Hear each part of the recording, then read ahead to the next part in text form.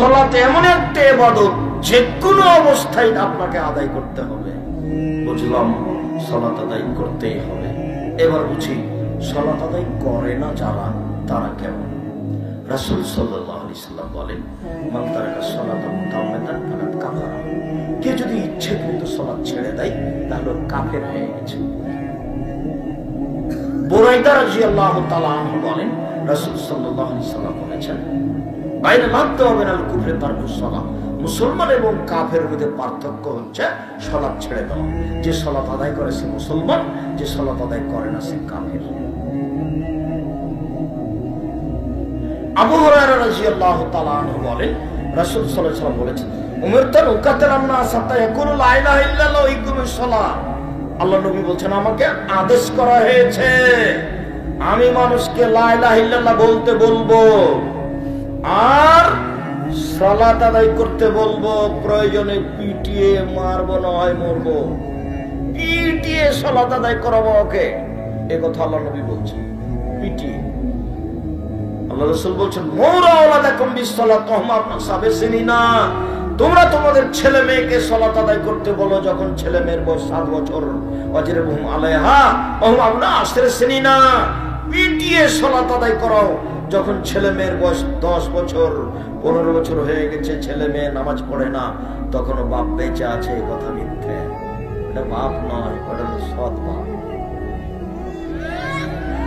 ওটা বাপ নয়, হলো চাচা। ওটা বাপ হলে এই কাজ করতো না। এই যে আমি বললাম এটা ওর বাপ নেই, দেখি কোন যুবক কে আছে এমন কোন মুরব্বী আমাকে এর কাছে প্রমাণ করতে পারে আমি তার বাপ। বাপ নেই বলে এই যে আমি তার বাপ, আমি আপনাকে না করে দিলাম।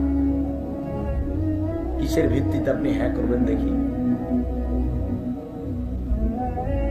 10 বছর হলে ছেলেকে পিটিয়ে সালাত আদায় করাতে হবে, তার নাম বাপ। আর তোমাকে তো বলেছি, সেদিন বলেছি তোমার মা নয়, এটা তোমার খালা। তোমার মা যদি হয় এটা তো তোমার বোন। এখানে ক্লাস 10-এ পড়ে, দেখো পাঞ্জার চুল নিয়ে এখানে দাঁড়িয়ে আছে তোমার মায়ের পাশে। আর তোমার মা ছোট ব্লাউজ পরে আছে, পেট দেখা যায়, পিঠ দেখা যায়, এগুলো সব ফিরি মোহর দেয়। তোমার বাপ আর জাতি এগুলো ভোগ করবে, এটা কথা হলো? তোমার মার স্বভাব কেন এমন? আল্লাহ রাসূল বলছেন, মারা তাও মহিলা হচ্ছে গোটাটায় ঢেকে রাখ, গোটা পুরো অঙ্গটায় ঢেকে রাখতে হবে, তার নাম মহিলা। রাসূল সাল্লাল্লাহু আলাইহি সাল্লাম বলছেন, শোনো, লা তুবাসসিরুল মারাতাল মারাতা। একজন মহিলা আর একজন মহিলার গায়ে হাত লাগাতে পারে না। কেন? যদি লাগাই তাহলে তার শরীরটা নরম ও শক্ত বুঝবে। ফাতানা খালে যাও যে হা কেন ইয়ানজুরু ইলাইহা।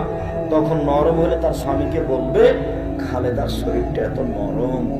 তখন ওর স্বামী অন্তরের চোখে তাকে দেখবে। একটা মহিলাকে অন্তরের চোখে দেখা হারাম। সেখানে তোমার মার পেট দেখা যায়, পিঠ দেখা যায়, ছোট ব্লাউজ পরে সারাদিন বাড়িতে কাজ করে, গোটাই গ্রাম নাকি চাচা আর ভাই, তাই পর্দা করা লাগে। এ ওর বাড়িতে যায়, এ ওর বাড়িতে আসে।